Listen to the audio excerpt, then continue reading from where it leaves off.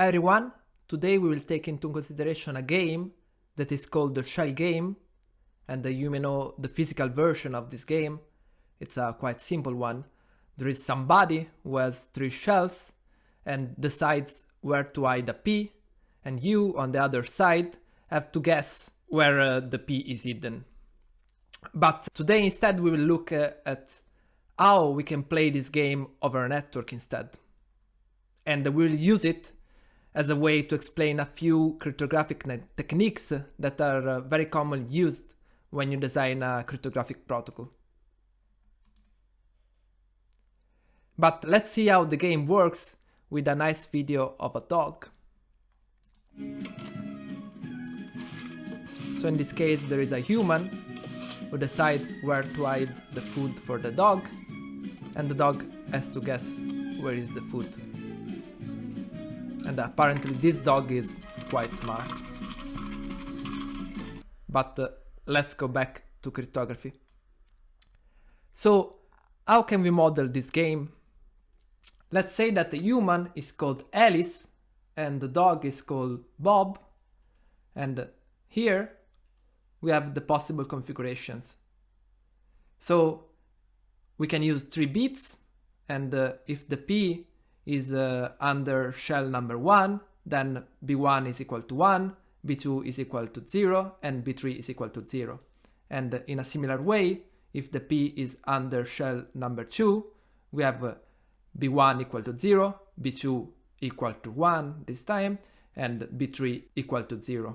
However, these 3 bits cannot have any value, but we have to add constraints that are the following. We want that there is exactly 1 P, so we want that the sum of these 3 bits is equal to 1, and that each bit is actually 0 or 1.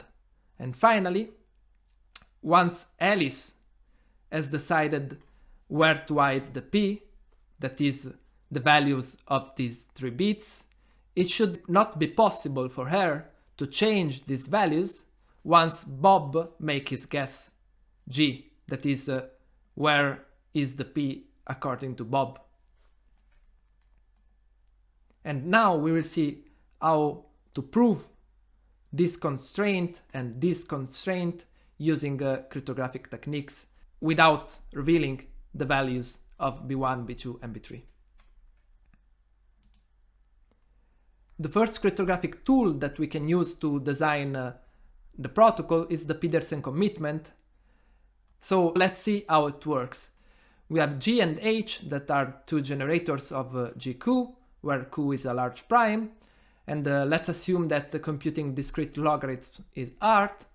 Then if Alice wants to commit to a message M, she has to select at random from ZQ value R and then compute the commitment in this way. Then, because of the hiding property of the commitment, Bob has no idea of what is the message of Alice, and also because of the binding property, once Alice has to open the commitment, that means revealing the values of M and R, we know that these values are the same that were decided in the beginning by Alice, and these can be verified by Bob by checking this equation. The Pedersen commitment has a nice homomorphic property that says basically that if you have a valid commitment to the message M1 and a valid commitment to the message M2, then you can compute a valid commitment to the message M1 plus M2 by simply multiplying the commitments you have. And this can be proven easily. But why this property is useful in the context of our protocol? Because if Alice computes a Pedersen commitment for each of the bits in this way, and then sends C1 plus C2 plus C3 and the sum of the randomness that has been used in each commitment, then Bob can verify that the sum of the bits is equal to 1 without learning nothing about the values of these 3 bits. by simply checking this equation, that is multiplying C1, C2 and C3, and see if the obtained commitment is a commitment to the message 1. The second cryptographic tool that we can use to design our protocol are non-interactive zero-knowledge proof of knowledge. So suppose that G is a generator of the group GQ and Q is a large prime. Then, given a certain value Y and this generator G, we can prove, without revealing it, that we know a certain value X such that Y is equal to G to the power of X. That is the discrete log. So let's see how they work in this simple case. And let's suppose that Alice wants to prove the knowledge of X. Then what she has to do is sampling a value V from ZQ at random, and then compute a commitment T equal to G to the V, then a challenge C using an hash function, and finally a response R in this way. Once these values have been computed, the proof is represented by the pair C and R, and anybody can verify that the proof is valid by reconstructing the commitment and checking this equation. Now let's try to give an idea why this works. So let's suppose we are in the case of an honest prover, that is a prover who knows the value X. Then this prover can construct a valid proof because it knows the value X. And on the other hand, a dishonest prover, that is one who does not know the value X, can hardly construct a valid proof. And the idea is that since the function H is hard to invert, we can assume that the commitment T is decided before the challenge C is computed. And once the challenge is computed, finding a response R that satisfies the equation here is hard unless you really know the value X. A similar approach can be used to prove also more complex statements. For example, you can prove that you know X such that Y1 is equal to G to the power of X, or Y2 is equal to G to the power of X, but without disclosing the value of X and which one of these two statements is true. And we will see soon why being able to prove an OR statement is useful in the context of our protocol. So, as you can remember, what we want to prove is that each bit is actually equal to 0 or equal to 1 without revealing its value until Bob makes his guess. And we can do it using non-interactive zero-knowledge proofs, as we have seen in the previous slide.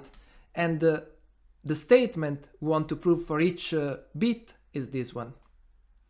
So we want to prove that we know a value R such that the commitment is equal to H to the power of R, or the commitment divided by G is equal to H to the power of R. So this part of the OR statement basically implies that the bit is equal to 0, and this other part of the OR statement implies that the bit is equal to 1 instead. Cool? So let's try to sum up how the protocol works. As a first step, Alice has to compute and send the commitments to Bob, as well as the proofs. So C1, C2, and C3, that are the commitments to the bits. And then the proofs that the sum of the bits is equal to 1, that is represented by basically the sum of R1 plus R2 plus R3. And as well, the non-interactive zero-knowledge proofs for each bit that prove that each bit is equal to 1 or equal to 0. Then, when Bob has received all this stuff, he has to check that the product of the commitment is a valid commitment to 1, and he has to check as well the non-interactive zero-knowledge proof of knowledge. Then, once all the proofs has been checked, Bob has to send his guess to Alice. And finally, Alice has to open the commitments, that means revealing the values of the bits B1, B2, and B3, and the corresponding randomnesses that has been used in the commitment. And as a final step, Bob has to check the validity of the commitment. In this way, he can be sure that the revealed bits are actually the bits that were decided by Alice in the beginning. And finally, if BG is equal to 1, Bob is the winner. So that was all. I hope you liked this presentation, and to see you in the next video.